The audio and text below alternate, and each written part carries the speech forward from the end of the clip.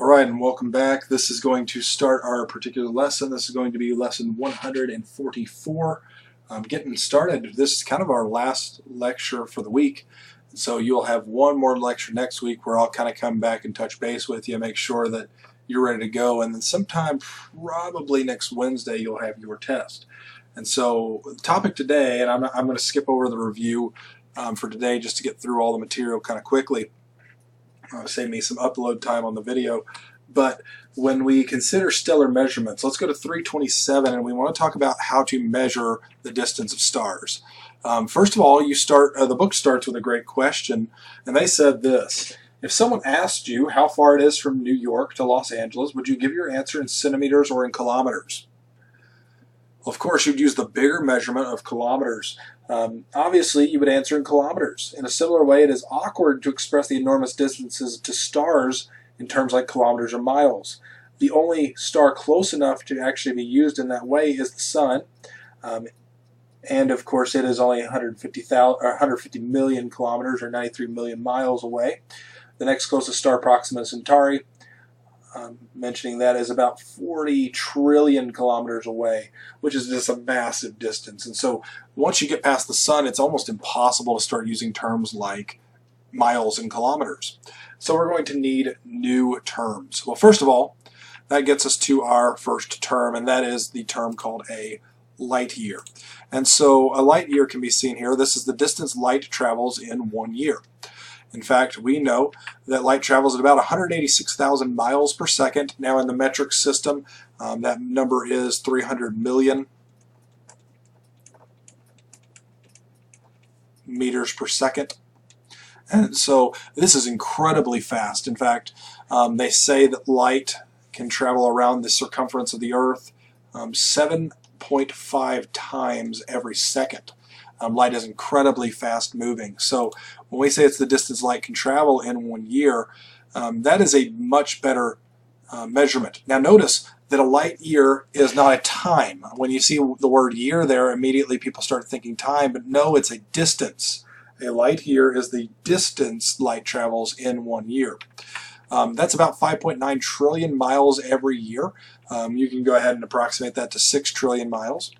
And so for making measurements within our solar system, a light year is too long. However, in the solar system we use AUs, astronomical units, which are the distance from the Earth to the Sun of 93 million miles. Outside of the solar system, though, the light year makes sense.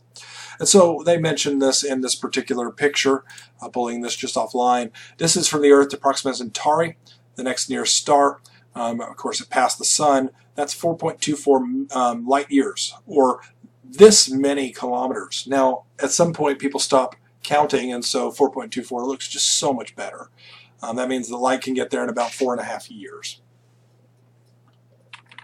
All right, looking at this particular one, the whole point of this, and only reason I'll mention this is someone might ask, well, how do we find out how fast light can travel?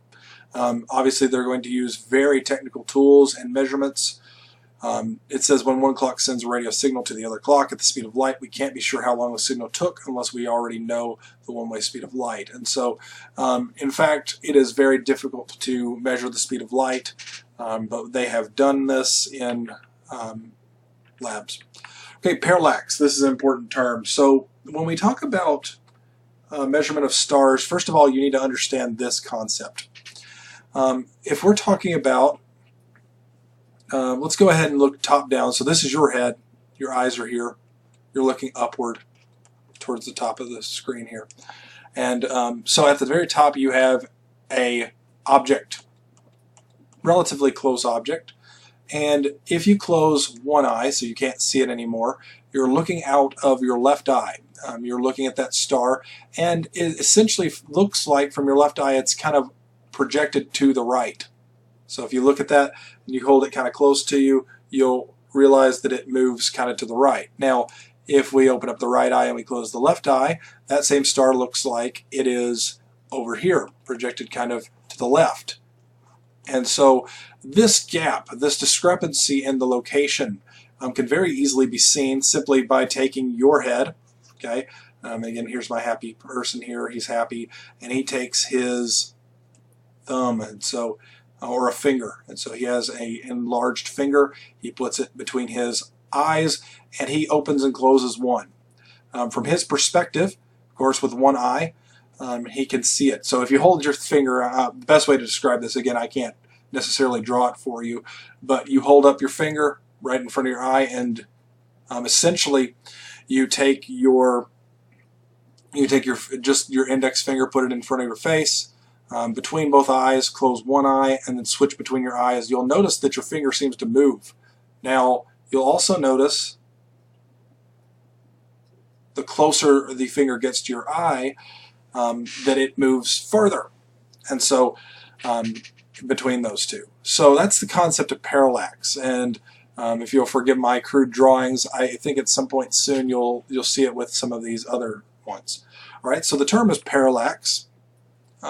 By the way, this is also in scientific lab measurements one of the reasons why when you're measuring something in a volumetric graduated cylinder, you filled this thing, and this thing has a large base, and you've got a liquid inside of it, and you're trying to measure how high up, and so this thing measures in milliliters, and you're trying to measure how high up this liquid goes, and so many times the liquid actually forms a bowl because of the surface tension, the cohesion and adhesion of particles, and they call this particular thing a meniscus.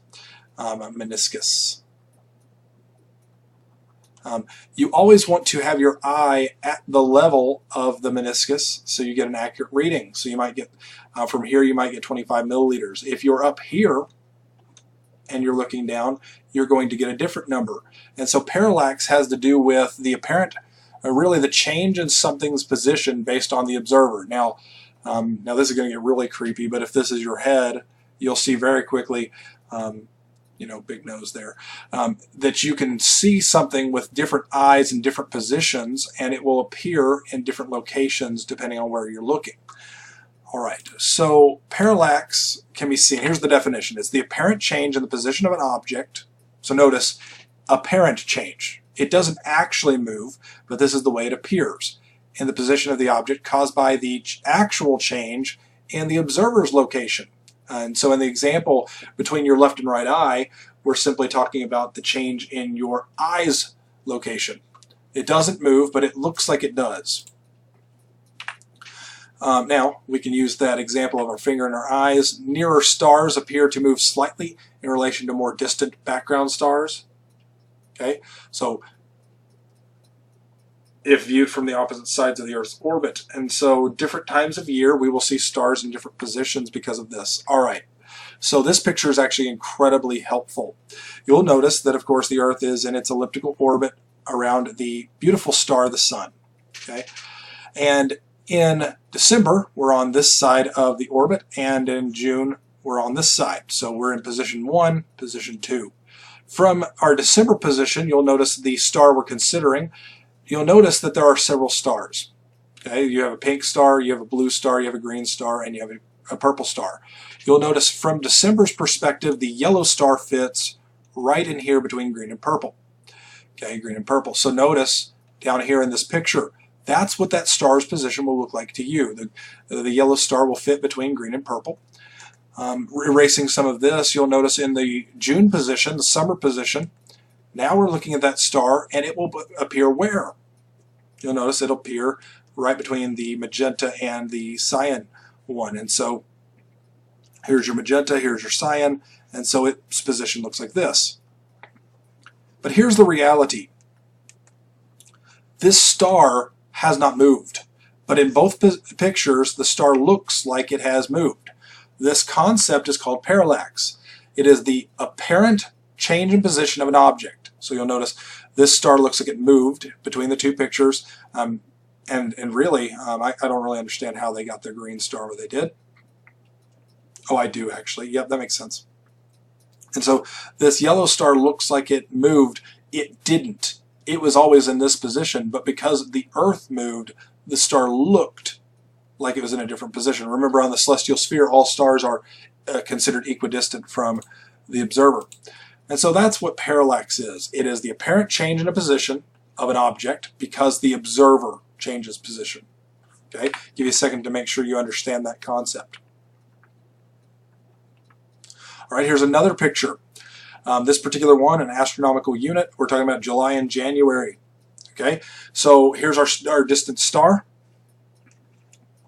Here is our Earth, and if we look at that star, it looks like it will appear projected in this side. So you'll notice in the July view, the purple star is noticed on the right. But in January, we will notice from our January perspective, the star is actually seen from over here. The star appears on the left side, and so you'll see it over here. So stars appear to move throughout the year because of this concept called parallax, because the observer's location changes. All right, stellar parallax. Here's a different term that we'll see on page 328. Hopefully parallax makes sense to you. Stellar parallax. When you use the term stellar, you're talking about space and stars. This refers to specifically half the angle that the star appears to move on the celestial sphere when viewed from the opposite sides of the Earth's orbit. So going back to this particular picture, you'll notice the full angle that's formed. From July to January, there's a full angle that would be formed all the way across. Let me draw that one.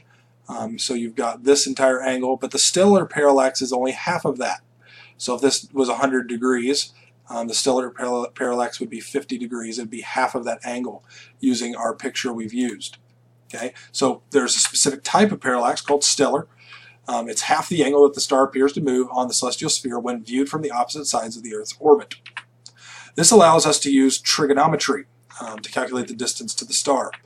That's actually the amazing part. You have to ask yourself, how do people know this without actually going through space and counting each step or something?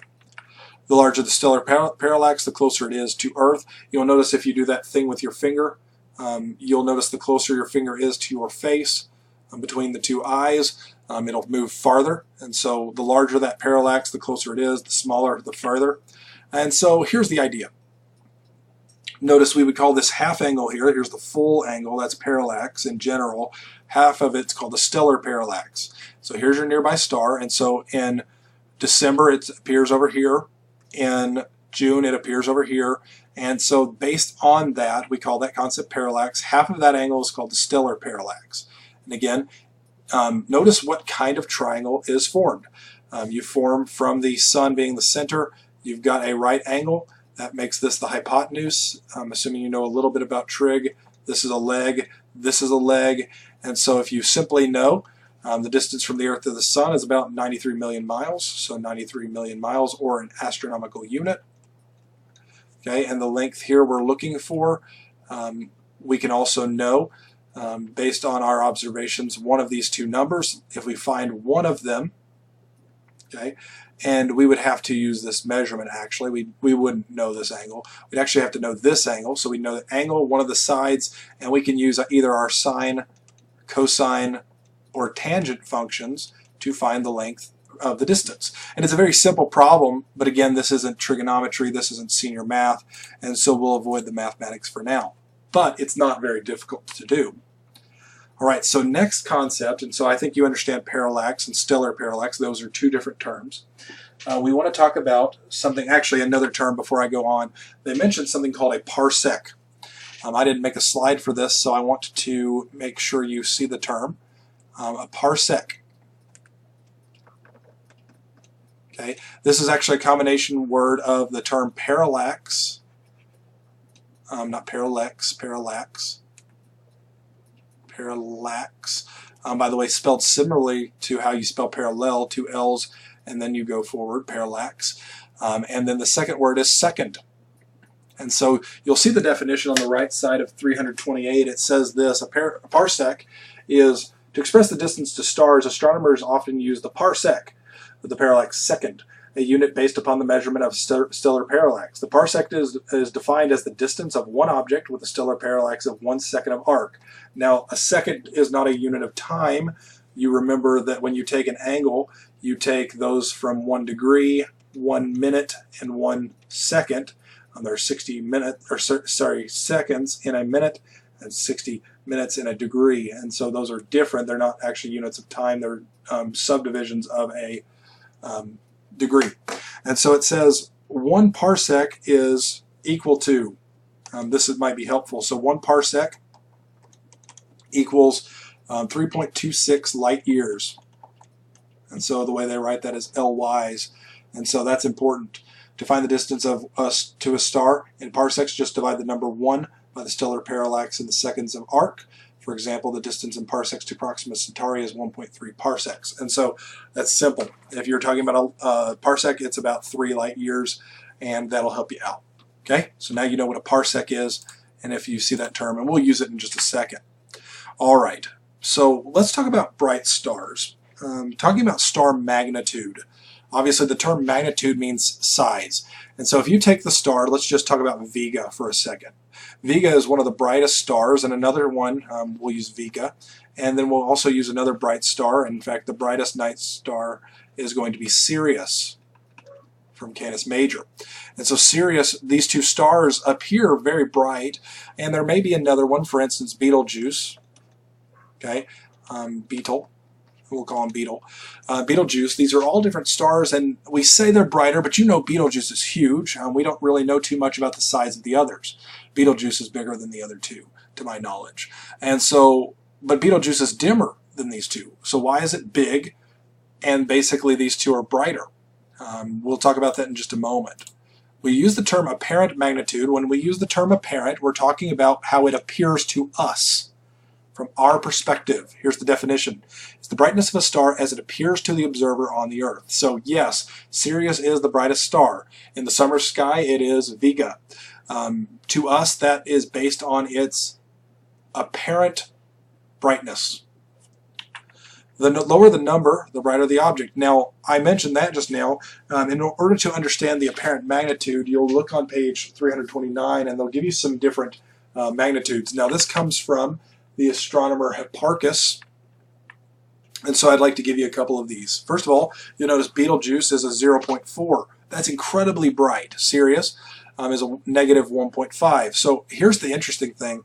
Originally, when Hipparchus did this, he didn't go all the way out into the negatives, but as science progressed, we had kind of the system was already set up, and so we determined that the sun would be negative 27 degrees, not degrees, but negative 27 in this apparent magnitude scale that Hipparchus came up with. Now, magnitude 6 is the dimmest that can be seen at night. Anything brighter than that, remember 6 is actually a really dim star, and then these low numbers, so notice Sirius would be brighter than Betelgeuse, and the sun, of course, is so bright that you can't even see the others in the proximity of the sun. So all of these are based on our apparent brightness. You can't see anything dimmer than a magnitude of 6 at a normal night, and that's why even when you look at the Little Dipper, you can only see about 3 stars. Now, apparent magnitude of a star depends not only on its actual brightness, but also its distance from the Earth. So that's important. So Betelgeuse may be brighter, but it's farther away. Sirius may be actually pretty dim, but it's really close, kind of an idea like that. All right, so let's look at a picture. Of course, Hipparchus was the first person who came up with this concept. It was useful for describing how bright objects appear from the Earth. The original magnitude system he only made 1 through 6. Where we get the negatives is how we've changed it. So notice 2 through 6, you can't see anything with the unaided eye, the naked eye. You can't see anything dimmer than that, but there are some others that we could see. Past that. A full moon then is a negative 13, and the sun is actually twice as bright as that at negative 26, since we have changed the scale since the ancient Greek Hipparchus. But originally he had only 6 magnitudes. That is not to be confused with what we call absolute magnitude. This one's more scientific because we want to know which stars are actually brighter. Notice this is the apparent magnitude, how they appear if these particular stars were observed at 10 parsecs. That means that both stars have to be equidistant from me. So notice, here's the Earth, and you may be standing on the Earth looking at 2 stars, and from your perspective, here's 1 star and here's another star. You'll notice this one in the back is further away, this one in the front is closer, and it's hard to tell because if this one's brighter, it'll look brighter just because it's closer. It'll look brighter just because it's closer. This other one will look dimmer because it's further away. And so we have 2 different stars based on this. Now, if we take them both and we move them at 10 parsecs away, we make a line and say, all right, here's 10 parsecs, which again, a parsec is 3 light years. And so you have these two stars, and they have to be the same distance. All of a sudden, we can actually tell that that farther away star, we're putting them at a same point. You can see that this one may appear dimmer all of a sudden. This one might be really dim at 10 parsecs because it was really bright because it was close, but further away it looks very dim. And so this is what we call absolute magnitude. So going further, it says that that's the apparent magnitude when we look at them at the same distance. At a distance of 10 parsecs, the sun has an apparent magnitude of 4.8. Therefore, the absolute magnitude is 4.8. So notice the sun was negative 27 because, or negative 36 because it was so close, but now we're looking at the absolute magnitude of 4.8 because when you put it 10 parsecs away, it's actually pretty dim, almost indistinguishable. You wouldn't even be able to see it at night. Some nights. A star's absolute magnitude depends on its surface temperature and size, and so I am going to show you right now two stars. Here's the left side. In our normal night sky, you have the apparent magnitude of the stars of Canis Major. You'll notice the triangle here, you'll notice the star here of Sirius, and you'll see the rest of the dog. Now, if we put all the stars in Sirius 10 parsecs away, you'll notice Sirius isn't actually that bright. Actually, the main star is pretty dim compared to the others, but all these other ones stand out because now they're all equidistant, and you'll notice even this tail star is actually the brightest one when it's considered in the absolute magnitude. So notice in apparent we're looking at them as they are to us. In absolute we're looking at them as they are if they were exactly 10 parsecs away, equidistant from us. Again, looking at something like this, kind of a bad image, but looking at it, you've got A and B. You'll notice from our perspective, they look like A is much dimmer, B is pretty far away, but to us, A actually looks brighter because it's closer. B looks about the same because it's further away, so that brightness doesn't matter when it's further away. And so looking at it like so, you'll notice what you get. All right. We measure on page 330 the brightness, or sorry, the types of stars with what's called a Hertzsprung-Russell diagram, or simply an HR diagram. That's actually seen on page 330. Let me go ahead and show you a picture of that. It's basically going to take all of the stars and that we are aware of generically and put them kind of on a chart. Most of them fall into this line in the middle. Some of them are extreme in the top right, extreme in the top left, and bottom left here. And so, first of all, a Hertzsprung-Russell diagram is simply a diagram which compares stars by their temperature and their color, and by the brightness of the stars. So it's a temperature-brightness scale. So if I take this chart, you'll notice luminosity, which is the measurement of its brightness and its temperature. So as you go up over to the right, actually this looks deceptive. They're actually warmer. Notice 40,000 is bigger than 2,500. And they're actually warmer as they go to the left, and so the hottest ones are going to be on the left here, measured in kelvins. And then notice the brightest ones, 10 to the 6th, that's a million luminosity here. And so that's going to be the brightest ones on the top left. Notice the ones on the bottom, though, are dim but hot. The ones at the top left are going to be very hot and very bright. The ones over here on top right are going to be kind of cold, generically cold, but very bright. And so those in the middle are a nice balance between, and you'll notice the yellow stars kind of fit right in the middle. We call that line in the middle the main sequence stars. So classify a star's color by its surface temperature. You can kind of think about this with flames. Blue flames are a little hotter than orange flames. Mentions this: the temperature is the horizontal bar, or the horizontal axis, and the brightness is the vertical. You divide all the stars into different groups based on giants, supergiants, main sequence, and even white dwarfs. So as we continue, that's kind of what they do. Now again, the sun, the one that we care about the most, is actually a main sequence star and fits kind of in this average line right here. Alright, let's talk about some different types of stars. Now, I do want to make sure you know what a giant and a supergiant are. Those are going to be the red ones, but binary stars are going to be found, as well as white dwarfs. Before I go any further, so you've got red supergiants. Both of these are giants, but red supergiants, of course, are big ones.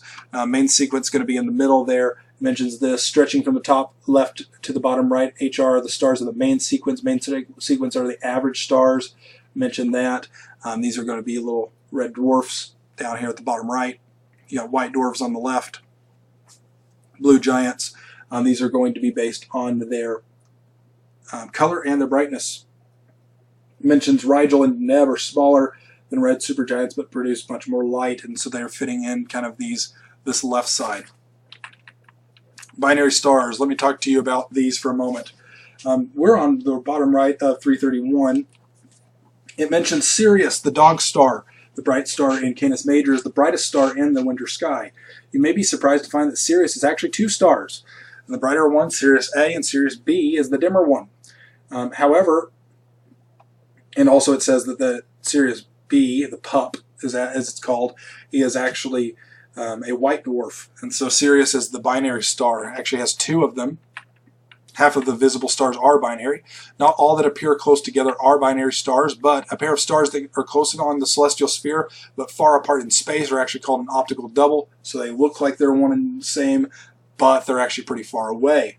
So you'll see that term on 331. All right, so here's an example of a binary star.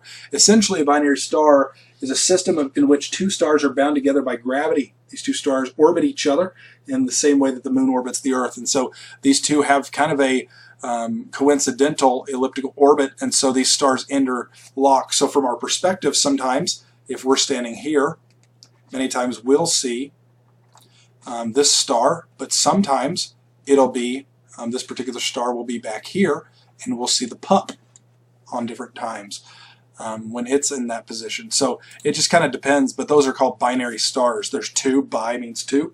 And so we're on page 332 now, talking about different stars. There's a picture at the top of 332 showing you some binary stars. Another group of stars that you want to be familiar with, oh, another picture here, that's your optical double. It looks like they're really close, but they may not be. Open clusters. Now, this is as simple as it sounds. This is one type of star cluster in which stars form loose asymmetrical clumps. And so if you study a lot about space, you'll notice there are two main types of star clusters. You have open and really globular. These occasionally have hundreds to thousands of stars. Pleiades, the seven sisters we showed in Taurus, are a good example of this. So you'll notice kind of poor picture quality, but you've got your star here, got a star here, got a star here, got a star here. You can have thousands of them in this whole group, but the cluster is pretty open. We call that an open cluster. Notice these particular stars are not necessarily held in together by their gravity, but happen to be very close. In a picture like this, thank you to Selim.com in astronomy here, but this is an open cluster. Now that is to be contrasted with a globular cluster. So there's three groupings of stars. You can have a binary cluster, or sorry, binary stars where there's two in each other's gravity and orbit. There's a open cluster where it looks kind of like you just dropped some M&Ms on the floor. But a globular cluster is actually a tightly clumped spherical group of thousands to millions. You'll notice in a globular cluster there are actually millions of stars as opposed to the other cluster, the open ones that just have a thousand or so. Usually outside of the Milky Way, you usually see these much further out. And so a globular cluster really looks like you spilled all the M&Ms on the planet and you pushed them so close that you almost see, it almost looks like it's its own star. But a globular cluster looks like a glob, and this is thousands of millions of stars that usually are outside of the Milky Way. And so those are your three main groups. All right, so before we end, I want to make sure that I have, this is a possible essay for you, but here's kind of a compare-contrast of all three of these groups of stars that you can look at. First of all, compare and contrast the binary stars, open clusters, and globular clusters. If I asked you to do that, you would be looking here at binary stars. This is a system in which two stars are bound together by gravity. They circle each other, so you might see optical doubles. You may see one star at a time. Open clusters, they're asymmetrical. You'll notice that they don't make a nice symmetrical circle like the globular ones did. These are tightly packed, spherical. That's symmetrical. These have thousands of millions, whereas this has hundreds to thousands. And then, of course, unusual orbits around the Milky Way galaxy center. And so these are outside the Milky Way, whereas some of the open clusters can be inside. So I'll give you a moment to look through this, maybe even pause the video, but at this time we have finished, and I will see you on Monday.